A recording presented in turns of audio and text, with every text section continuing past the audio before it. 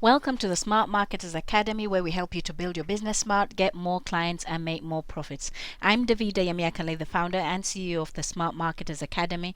And on today's program, we'll be looking at how to turn your business into a client magnet. And this is part 3. Now, what motivates your client? Now, the key to unlocking the sale is a person's motivation. In part 2, we started looking at the psychographics as it relates to your ideal client. So we're looking at things like their desires, their fears, their aspirations, and so on and so forth. Now, one of the last things on the list that we looked at was their motivation. So we're going into that in more detail. Now, motivation is quite a key part when it comes to selling, because people only buy what they are motivated to buy. You can have several things, you can put several things in front of a person, but they would only pick what they are motivated to pick.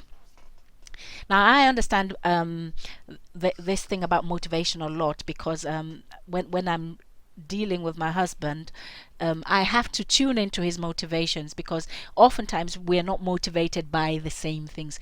There are certain things that motivate us. We have certain things in common, but there are a lot of things that we don't have in common. For instance, if he knows that I'm motivated by books, I'm motivated to read.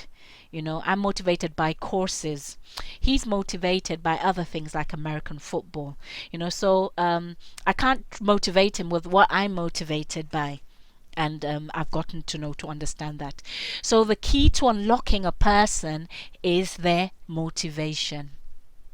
To get a person to brighten up, you have to key into their motivation. A lot of times, I've come across people and you think, oh, this person isn't motivated at all.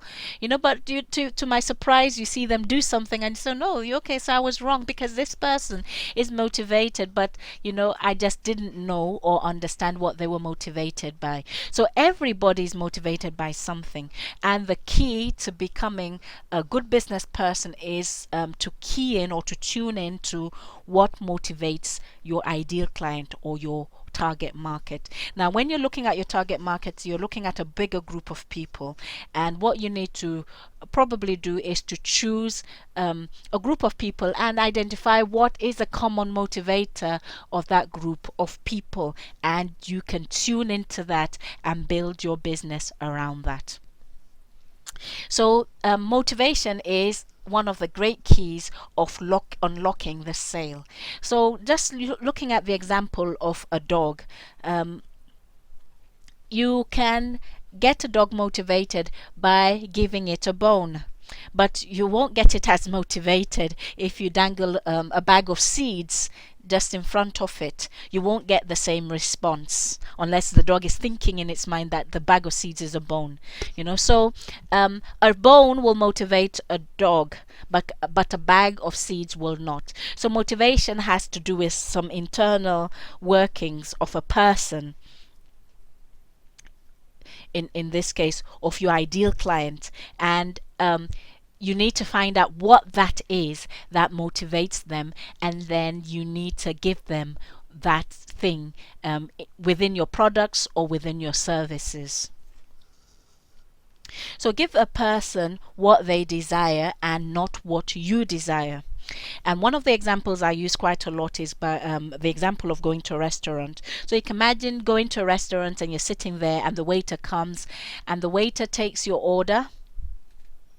So they ask you, what do you want? They take your order, they find out the details of what you want, and then they take that order, they take it to the chef, they pass it to the chef, and the chef provides what you want to the detail that you've requested it, and then the waiter brings the cooked food or the finished product and serves it to you.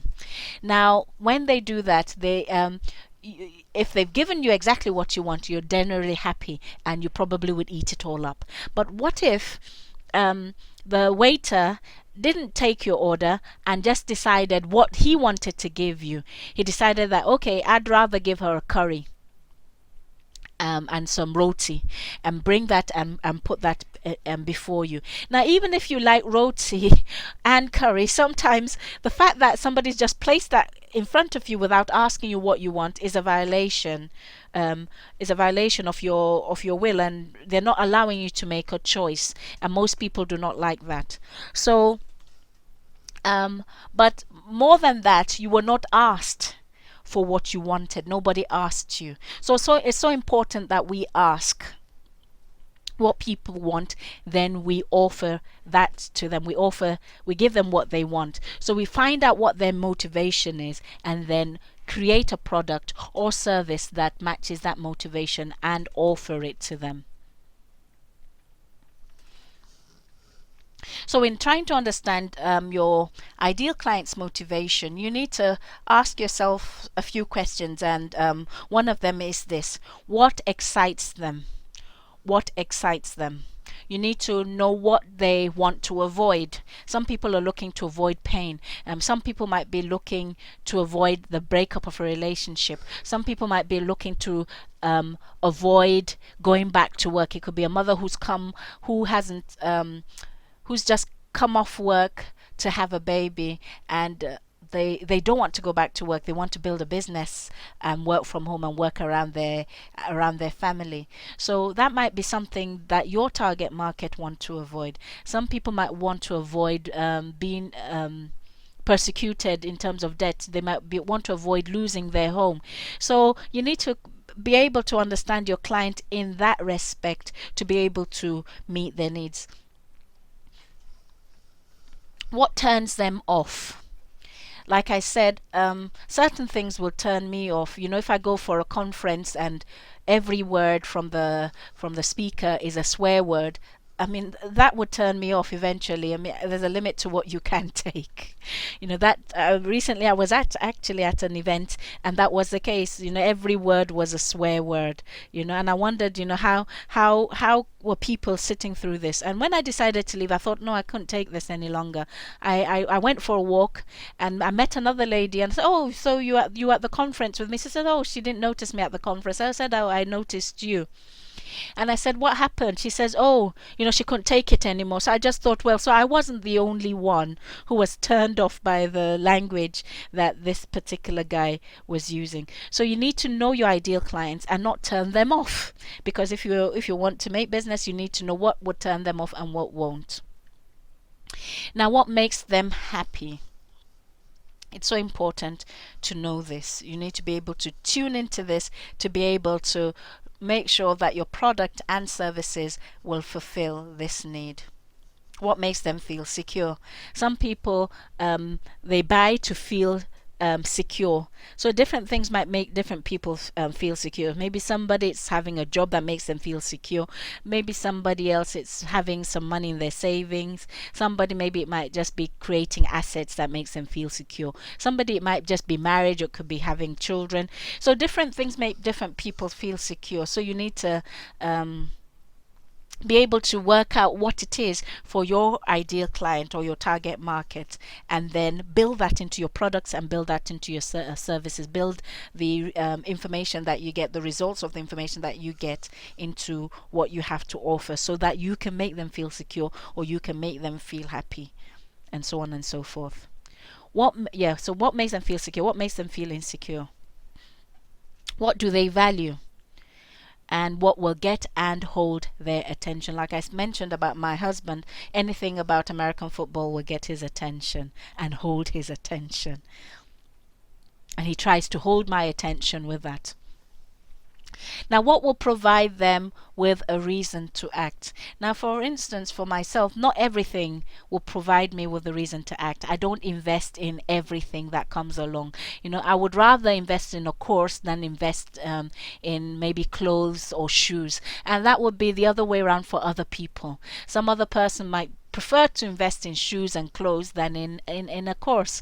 So we can't say that because I think I would not invest in this and I would invest in a course and assume that everybody in my clients, my target market invests in the same way. people invest for different reasons and they invest in different ways. So we need to think about that question about our target market. What will provide them with a reason to act? And finally, what will get them to open their purse and do business with you? Now, not everything will get me, not that different things will get me to open my purse than what will get my husband to open his wallet. So you need to be able to know your ideal client in this detail, so that when you're building your business, you're able to build it to be able to match their motivation, so that it makes doing business easier for you.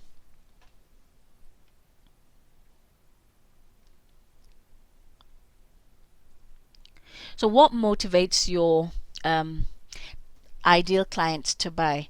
Like I've mentioned earlier, people buy what they are motivated by.